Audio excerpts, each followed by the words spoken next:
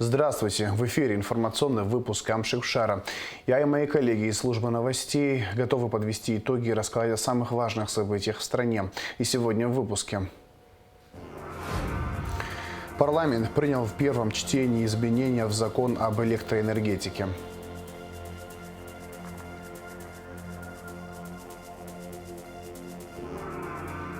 В парламенте обсудили вопросы формирования цен на нефтепродукты, действующих на территории Абхазии.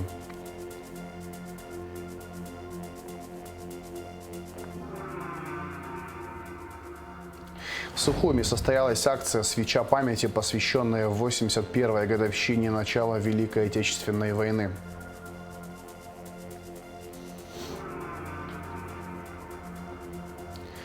У абитуриентов Абхазии есть возможность стать студентами Севастопольского государственного университета.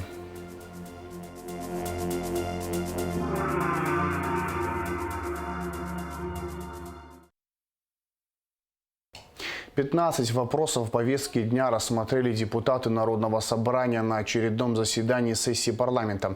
В первом чтении внесены изменения в законы о выборах в депутаты Народного собрания, о возрастном цензе депутатов и об электроэнергетике. В случае принятия поправок депутатом сможет стать только гражданин, имеющий высшее образование и трудовой стаж не менее 5 лет. А Черноморэнерго должно будет согласовывать с парламентом договоры с другими субъектами энергоотрасли.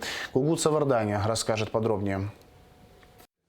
В начале заседания депутаты в первом чтении признали утратившим силу закон о курортном сборе, в рамках которого с туристов, въезжающих в Абхазию на 3 дня и более, взимали 30 рублей. В 2021 году сумма сбора составила более 5 миллионов рублей. По словам представителя президента в парламенте Нателлы Ломи, данный сбор негативно отражается на имидже страны. При этом курортный сбор очень тяжел в плане администрирования, и поэтому предлагается отменить курортный сбор как отдельный вид сбора, который взимается. Парламентарии ратифицировали протокол о внесении изменений в соглашение между правительствами Абхазии и России о предоставлении нашей республике государственного экспортного кредита 2010 года. Срок погашения кредита, полученного Абхазией, продлен до 2034 года. Сумма основного долга на данный момент составляет 1,2 миллиарда рублей. Законопроект принят в третьем окончательном чтении. Затем народные избранники проголосовали за внесение изменений в Конституционный закон о выборах в парламент Абхазии. Поправка касается трудового стажа парламентариев. В случае ее принятия депутатом может стать человек, имеющий стаж не менее 5 лет и высшее образование. Я считаю, что кандидат в депутаты Народного собрания парламента Республики Абхазия должен иметь высшее образование, и эта поправка связана именно с этим. Но если говорить конкретно о поправке, она звучит следующим образом. Часть 2 статьи 2 после слов 25-летнего возраста дополнить словами «имеющий высшее образование». Соответственно, это требование к кандидатам. Это поправки к Конституционному закону о выборах депутатов. Депутаты также внесли изменения в законы о порядке выезда из Республики Абхазия и въезда в страну и о правовом положении граждан в Республике Абхазия. Таким образом, парламент принял решение об отсрочке до 31 декабря 2023 года введения миграционной карты. Предложение связано с тем, что у нас пункты пропуска госграницы на сегодняшний день не оснащены соответствующим техническим оборудованием. Также отсутствует соответствующая нормативно-правовая база и отсутствуют специалисты, которые могли бы это выдавать и регулировать. В связи с чем предлагаем приостановить действие норм до 31 декабря 2023 года. В первом чтении принят закон о публичных закупках. Проект закона направлен на комплексное совершенствование законодательства в сфере государственных и муниципальных закупок. Документ представил депутат Резо Зантария. Принятие проекта закона Республики Абхазия о публичных закупках не потребует дополнительных затрат из средств государственного бюджета. Затраты, связанные с осуществлением организации мероприятий, предлагаются произвести за счет средств, выделяемых органам исполнительной власти, заказчикам из республиканского и местного бюджета на текущее материально-техническое обеспечение и их деятельности без изменения лимитов бюджета ассигнования в рамках текущего финансирования. Далее депутаты в первом чтении внесли изменения в закон об электроэнергетике. Проект предусматривает возможность обязательного согласования и утверждения парламентом договоров, в соответствии с которыми единый оператор передающих и распределительных сетей вступает в правоотношения с иными хозяйствующими субъектами энергетической отрасли. В соответствии с новой редакцией у Народного собрания появится возможность анализировать, согласовывать и утверждать договоры по передаче в аренду энергообъектов, находящихся на балансе государства. Речь идет в данном законопроекте о всех линиях электропередач, согласовывать его с нами. У нас огромное количество линий электропередач, достаточно много. Дмитрий Александрович, их у нас очень много. И их надо для того, чтобы сегодня мы хотим ограничить передачу только лишь в аренду и ограничить права хозяйствующего субъекта, мы его связываем руки принимать экономически целесообразные быстрые меры, которые необходимы сегодня отрасли. Когда кто-то что-то разрушает, никто там не приходит за разрешением, не спрашивает. А когда что-то кто-то делает, мы хотим, чтобы к нам приходили, разрешения спрашивали. Это действие будет направлено экономическую целесообразность иметь, а не наоборот к разрушению. Я бы хотел это до депутатов довести, что именно эта дисциплина передачи в аренду, есть правила передачи в аренду. Если мы хотим сегодня усилить, и мы считаем, что там есть какой-то законодательный проект, давайте мы лучше разработаем правила, примем их, передачу в аренду, и передадим отрасли, чтобы они жили по этим правилам. А согласовывать его к нам, линии 0,4, которые сегодня 220 лампочку горят, и все остальное законодательно, здесь будет происходить в оригинале следующим образом. Часть, когда надо согласовывать, когда надо просто запрещать будут кому-то какую-то экономическую целесообразность, еще раз повторяюсь. И я считаю, что данный законопроект в таком виде, в котором есть, он достаточно, вот все ваши заботы, все ваши переживания, что государственная собственность будет разбазарена и так далее, в законе написано, что не подлежит приватизации. Линии электропередач, высоковольтные, распределительные, генерация свыше 5 киловольт. Даже есть такой термин, так называемый, написано, линии электропередач, вновь построенные тоже, которые будут строиться, тоже принадлежат государству. Глубоко убежден, что все объекты, энергообеспечивающие страну, должны принадлежать государству. Это я подчеркиваю, потому что мы видим сегодня в мире, какой кризис не только в Абхазии. В Великобритании кризис с электроэнергией, они там даже вводят верное отключение. В других европейских странах мы наблюдаем кризис электроэнергии. Мы в этом кризисе живем достаточно долгое время. Сегодня передавать в аренду весь расчет, вот подтекст чувствуется и в дорожной карте, и в плане социально-экономического развития, все отдать инвесторам. Везде это черным по белому это проскальзывает. Я категорически против этого. Посмотрите, значит, инвестпрограмму на ближайшие 3 года. Из 4 миллиардов 50 миллионов всего 450 миллионов предусмотрены на энергетику. Вы мне скажите один объект, который важнее энергетики в этой программе. Нет ни одного объекта. В плане социально-экономического развития Абхазии предусмотрено, значит, 10 миллиардов 800 миллионов на строительство домов отдыха, там, объектов промышленности и сельского хозяйства. Я вас хочу спросить, а где энергия? Надо же с энергетики начинать. Вы построите эти объекты для россиян, которые потом отсудят у нас эти объекты. Без энергетики они могут существовать. Я предлагаю сегодня же пересмотреть вот эту инвестпрограмму и все деньги направить на энергетику. Далее депутаты утвердили отчет Национального банка Республики Абхазия за 2021 год. В 2021 году трансграничный оборот денежных средств, осуществляемый через банковскую систему, составил 97,6 миллиардов рублей. На 35 миллиардов или на 57% больше, чем в 2020 году. При этом приток денежных средств в Абхазию в прошлом году составил 51,5 миллиардов рублей. Отток денег из Абхазии составил 46,1 миллиарда рублей. То есть по итогам года денежных средств поступило на 5,4 миллиарда рублей больше, чем значит, ушло из Абхазии. Затем парламент освободил от НДС ввоз швейных машин.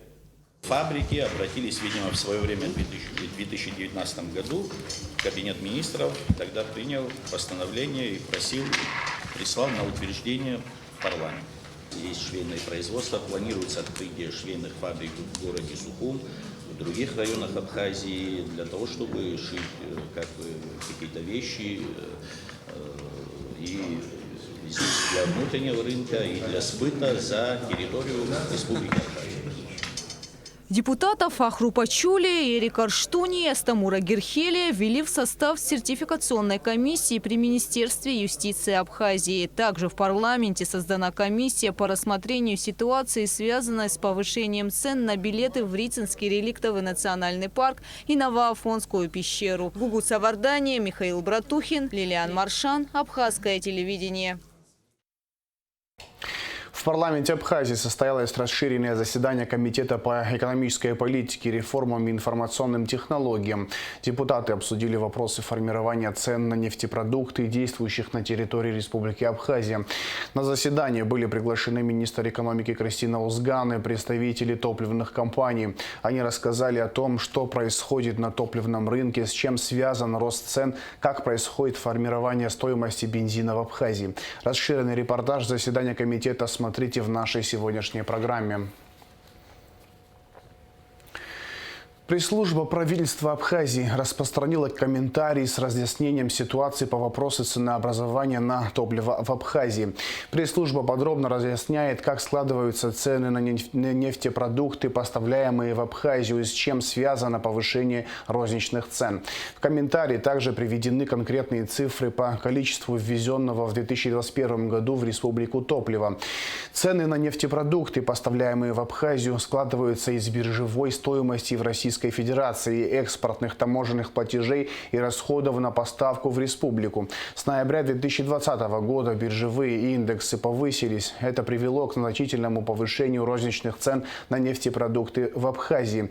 В Российской Федерации в целях сдерживания роста цен были введены механизмы компенсации, чего не может позволить себе правительство Абхазии, исходя из бюджетных реальностей, говорится в документе. Пресс-служба правительства напоминает, что в целях урегулирования проблемы президент Абхазии дважды официально обращался к правительству России и компании «Роснефть» с ходатайством пересмотреть механизм ценообразования при поставках нефтепродуктов в Абхазию. С таким же ходатайством премьер-министр Александр Анкваб обратился к председателю правительства России, а Министерства экономики Абхазии к Министерству энергетики России. Прежде чем безответственно заявлять о том, что нынешняя власть ничего общего с интересами народа не имеет, и подстрекать общественно-политическую ситуацию в стране, партия ФНА и ее компаньоны должны помнить, что именно при прошлой власти госкомпания «Абхазтоп» была разграблена на 146 миллионов 959 тысяч рублей, загнана в неоплатимые долги. В этом же ряду стоят крупные хищения бюджетных средств и в других сферах, подчеркивается в комментарии пресс-службы. Также говорится, что объективные данные, приведенные в документе, должны помочь политическим интригам понять, что компания Апсна Ойл с объемом ввоза в 5,38% по определению не может вести себя вызывающе.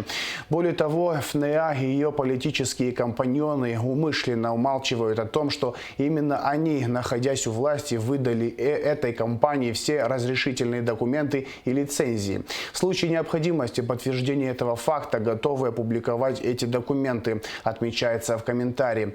Пресс-служба правительства рекомендует прекратить все политические спекуляции, призывает всех участников дискуссии более ответственно и аргументированно относиться к любой публично обсуждаемой теме. С полным текстом комментария можно ознакомиться на сайте Кабинета министров Абхазии.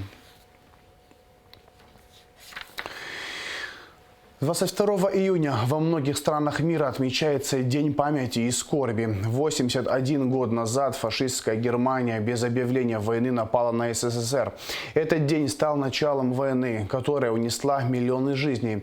Более 55 тысяч сынов и дочерей Абхазии сражались с фашизмом в рядах Красной Армии. Более 17 тысяч не вернулись домой. В связи с 81-й годовщиной начала Великой Отечественной войны президент Абхазии Аслан Бжаня сделал обращение обращение, в котором отметил, что трагическая дата начала войны стала такой же неотъемлемой частью истории Абхазии, как и для всех государств бывшего Советского Союза. Отрицание победы народов Советского Союза в той кровопролитной войне стало новым трендом в политике многих государств Восточной Европы. Поощрение радикального национализма стало частью государственной политики Украины. Такие действия, поощряемые Америкой и ее союзниками, создали новые угрозы возрождения фашизма в регионе, говорится в обращении.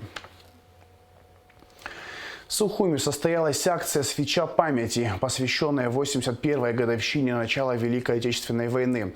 В мероприятии приняли участие жители Сухума, члены правительства Абхазии, временный поверенный в делах России в Абхазии Максим Литвинов, сотрудники посольства и представительства Россотрудничества в Абхазии, военнослужащие.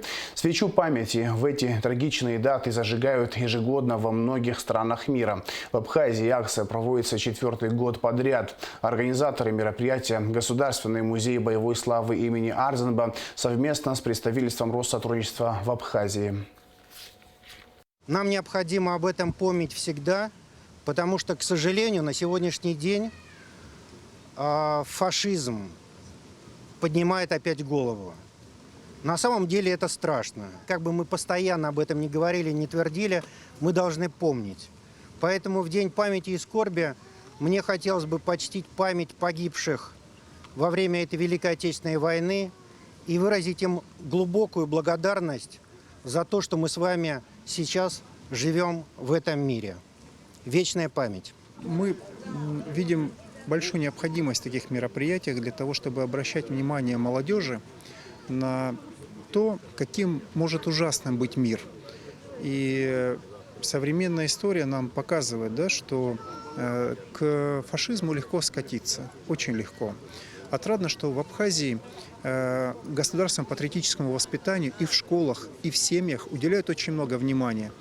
И по большому счету за Абхазию, за молодежь Абхазии можно быть спокойным, потому что вся история этой страны в борьбе с нацизмом, в борьбе с фашизмом. И нам, в том числе, очень многому можно научиться в республике тому, как нужно воспитывать свою молодежь. В ближайшее время будут организованы рабочие группы для инспекционных поездок в районы на предмет реализации проектов в рамках развития сельского хозяйства на 2022 год. Такое решение было принято на совещании в Минсельхозе, которое прошло под председательством первого вице-премьера министра сельского хозяйства Беслана Джопо. Специалисты отдела механизации аппарата министерства также доложили о ходе проведения весенне-полевых работ. На сегодняшний день силами МТС при финансовой поддержке министерства обработано 1797 гектаров. Кроме того, для борьбы с вредителями и болезнями сельскохозяйственных культур в районах республики Минсельхозом были розданы лекарственные препараты. Доктору юридических наук, профессору, заслуженному деятелю науки Российской Федерации, главному научному сотруднику Института государства и права РАН Сергею Бабурину вручили диплом иностранного члена Академии наук Абхазии. Президент Академии наук Зураб Джапуа подчеркнул, что Сергей Бабурин уже много лет является другом Абхазии. В свою очередь Сергей Николаевич отметил, что для него большая честь быть иностранным членом Академии наук Абхазии. Он поблагодарил коллег за высокую оценку его заслуг. Сегодня мы чествуем очень близкого нам человека, я бы сказал, родного человека, Сергея Николаевича Бабурина, в связи с избранием его иностранным членом Академии наук Абхазии.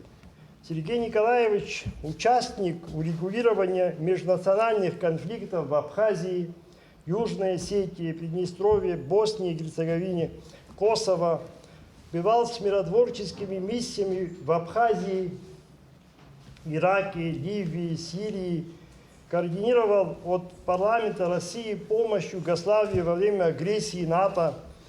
Наш почетный гость, президент Ассоциации юридических вузов, адвокат, специалист по теории государства и права, конституционному и международному праву, политическим наукам. С большим удовольствием.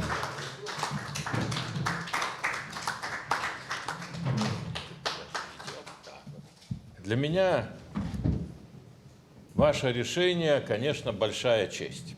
Я хочу передать в библиотеку Академии наук Абхазии свою первую монографию.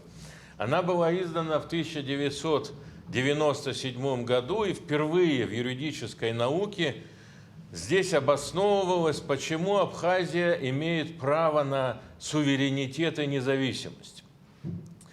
Эта монография легла потом в основу моей докторской диссертации. И это была одна из причин, почему у меня были проблемы с защитой, потому что, вы сами понимаете, 97-й год, а я объясняю, что все правильно. И абхазы, и народ Абхазии делают все безупречно, с международной точки зрения. Конечно, я хочу передать в библиотеку вот такой сборник. В чем особенность этого сборника евразийского измерения?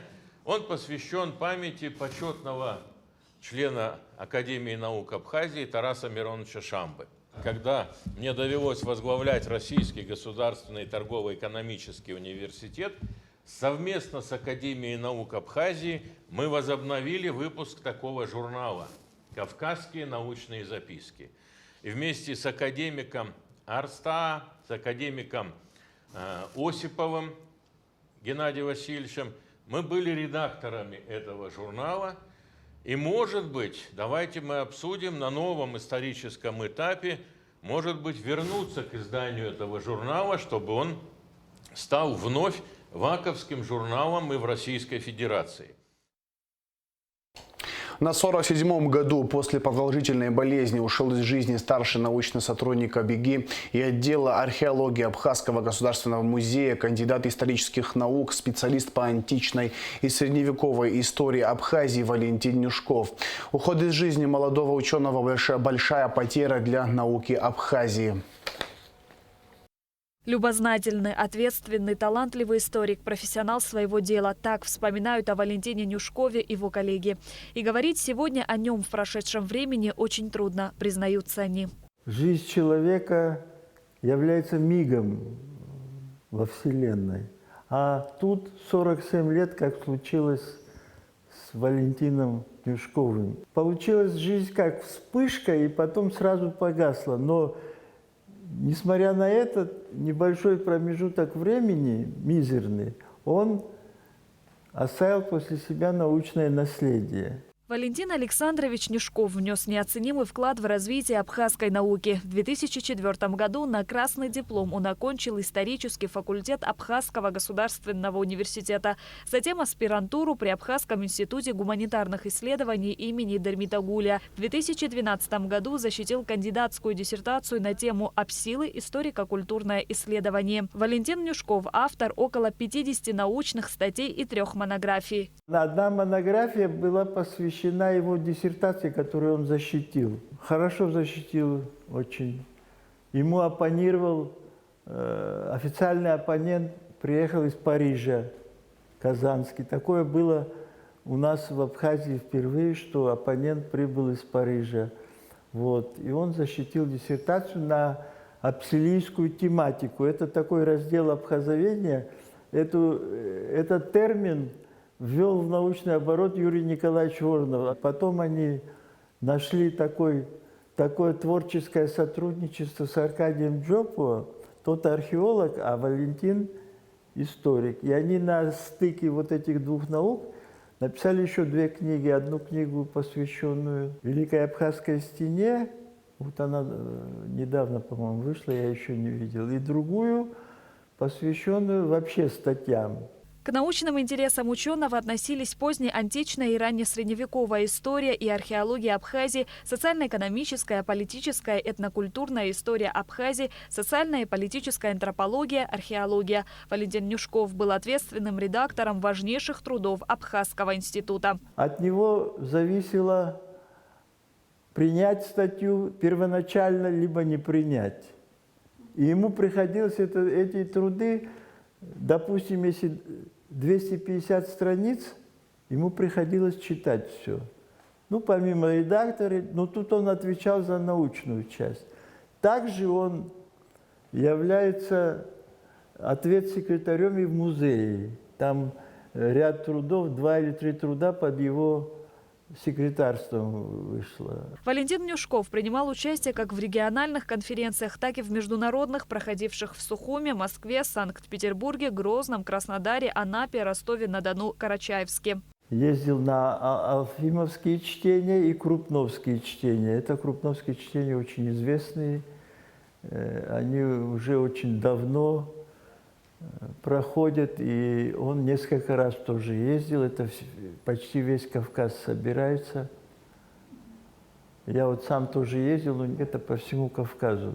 Это крупновские чтения. Он там несколько раз выступал с докладами. Вот он в последнее время как бы на стыке работал истории, археологии совместно с... Вот они нашли такой творческий симбиоз научный. Валентин Мнюшков всю свою жизнь посвятил науке. Увлеченно занимался исследовательской работой, полностью отдавая этой деятельности все свои силы и знания. Безвременная кончина Валентина Мнюшкова – большая потеря для абхазской науки. Шазина Ханагу, Арина Гухава, Абхазское телевидение. У абитуриентов в Абхазии есть возможность стать студентами Севастопольского государственного университета. В эти дни в Доме Москвы в Сухуме проходит выставка «Презентация университета». Представители вуза знакомят будущих студентов и их родителей с уже действующими в Абхазии проектами. Репортаж Адицы Сагария. Севастопольский государственный университет открывает свои двери для абитуриентов в Абхазии. Спектр специальностей широк и разнообразен. Это гуманитарные, технические и информационные науки. Университет оснащен современным оборудованием для научно-исследовательской деятельности, чтобы каждый студент имел возможность проявить себя и провести свое исследование или создать абсолютно новый продукт в области инноваций. Наша цель – установить прежде всего прочные связи, которые мы уже начали выстраивать. Мы хотим привлечь к себе абитуриентов из Абхазии для того, чтобы наладить какой-то диалог не только между в научной среде, но и просто диалог культур. Абхазские абитуриенты имеют право претендовать как соотечественники на наши бюджетные места. Процесс приема в наш вуз в этом году реализован крайне просто. Это электронный личный кабинет, в который просто подгружаются скан-копии необходимых документов. Впоследствии, если необходимо, на некоторые специальности сдаются экзамены. Тоже в дистанционном формате, как для иностранных граждан. Поэтому я считаю, что мы, как смогли, упростили этот процесс, сделали его наиболее удобным для, прежде всего, абитуриента потенциального. Севастопольский государственный университет – крупнейший вуз Юга России. В этом году университету исполнилось 8 лет. Но, несмотря на юность, вуз имеет богатую историю. Университет объединил 13 институтов, где каждый студент может найти себе специальность по душе. Севастопольский университет изначально, с момента своего образования, выделил особым направлением – это морские исследования. Работаем мы в районе Крыма, в районе акватории Республики Абхазия, в Сирийской Арабской Республике, в акватории, надеемся, в этом году начнем работу в акватории и Республики Египет и Республики Судан. В сотрудничестве с Институтом Востоковедения Российской Академии Наук, который имеет очень давние связи, в частности, с научными учреждениями Республики Абхазия. Первый президент Абхазии Ардзинба работал в нашем институте, в Институте Востоковедения, в отделе истории и культуры Древнего Востока. Вот представители его, кстати, этого отдела сейчас тоже у нас здесь присутствуют. В Севастопольском государственном университете обучается более 11 тысяч студентов из России, Украины, Сербии и других стран мира. В вузе более 100 бюджетных специальностей, около 2000 бюджетных мест. И на любое из них может претендовать абитуриент из Абхазии. Адица Сагария, Алексей Гухава, Абхазское телевидение. Культурно-благотворительный фонд «Ашана» открывает сбор для 10-летнего Германа Гвазава с диагнозом опухоль головного мозга 4-й стадии – глиома. Для жизни мальчику необходим препарат, который стоит 6 миллионов 600 тысяч рублей. Назад 10-летнему Герману Гвазава стало тошнить и закружилась голова. В поликлинике начали лечить ротовирусную инфекцию. Спустя неделю улучшений не наступили. Мальчика отправили на осмотр к неврологу, который шокировал родителей диагнозом новообразование в правой части головного мозга. Роковые предположения врача подтвердились точными анализами. Так, семья Германа услышала самые страшные слова в жизни. Опухоль головного мозга 4-й стадии глиома. Новообразование оказалось настолько большим, что оперировать его нельзя. Можно только сдерживать рост и уменьшать влияние на организм. Сейчас опухоль придавила нервные окончания, отвечающие за работу правой руки и ноги, а также поврежден речевой аппарат. Герману были сделаны 2 операции. Мы прошли лучевую терапию, 11 блоков химии. Но мы смогли затормозить только рост опухоли. С помощью генетических исследований нам было назначено новое таргетное лечение. Около года Герман проходит лечение в Воронежском областном центре детской онкологии и гематологии. Необходимый для жизни мальчика препарат был назначен консилиумом врачей на основании множества высокоточных анализов. Герману нужно незарегистрированное в России лекарство Экскивити, 2 курса которого стоят больше $100 000. По сегодняшнему курсу это примерно 6 600 000 рублей. У него тяжелое заболевание, связанное с поражением центральной нервной системы.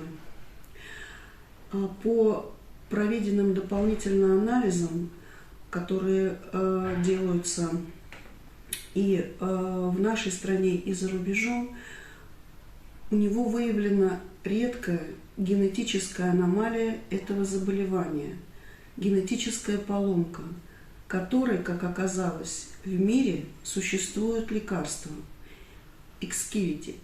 И при использовании этого препарата может быть достигнут положительный клинический эффект. В мире есть случаи, когда этот препарат хорошо работает именно у таких пациентов с такой генетической поломкой. Мы очень надеемся, что заболевание Германа полностью будет излечимо, если он начнет принимать этот препарат. Сейчас мы начнем и оценим эффект в течение 2 месяцев. При эффективности препарата лечение будет продолжено в течение, возможно, нескольких лет. Герману помогает бороться с заболеванием вся его большая семья, но этого недостаточно. На данный момент фонд «Добросвет», который и добился того, что данный препарат выделят для мальчика, собрал 1 208 490 рублей. Фондом Ашана уже собрано 943 732 рубля. Все средства, которые поступят с 14 по 28 июня, будут перечислены в фонд «Добросвет». На сегодняшний день силами фонда Ашана и Российского фонда «Добросвет» собрано более 2 миллионов рублей, соответственно, более 4 миллионов рублей еще не хватает. Мы не раз показывали пример того, что, объединившись, мы можем многое. Мы можем собрать колоссальную сумму, которая на первый взгляд кажется невозможной. Сейчас именно тот случай, когда нам еще раз необходимо объединиться, еще раз доказать, что вместе мы можем многое. Родители Германа и сам мальчик смотрят на нас, на жителей Республики Абхазия, с большой надеждой. Чтобы помочь Герману Гвазава, нужно отправить СМС со словом «Добро» на короткий номер 5050. О других способах помощи можно узнать по телефону 773 50 50 или на официальном сайте КБФ Ашана. Шазина Ханагуа, Камила Джопуа, Абхазское телевидение. А сейчас о погоде. По сообщению гидромедцентра, в четверг, 23 июня, на территории Абхазии ожидается облачная погода с прояснениями. Ночью и утром ливневый дождь, гроза, местами возможен град. Температура воздуха ночью 15-20, днем 20-25 градусов тепла. Температура морской воды плюс 23 градуса.